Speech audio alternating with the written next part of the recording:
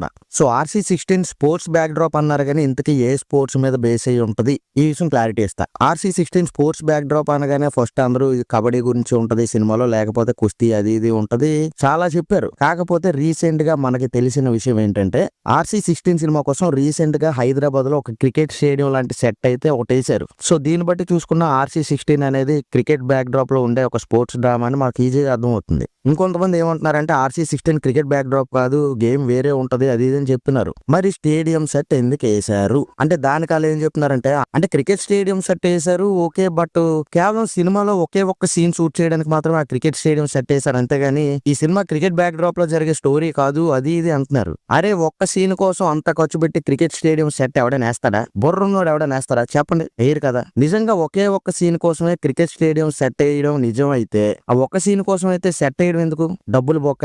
దాని బదులు green screen లో ఫుటేజ్ తీసేసుకొని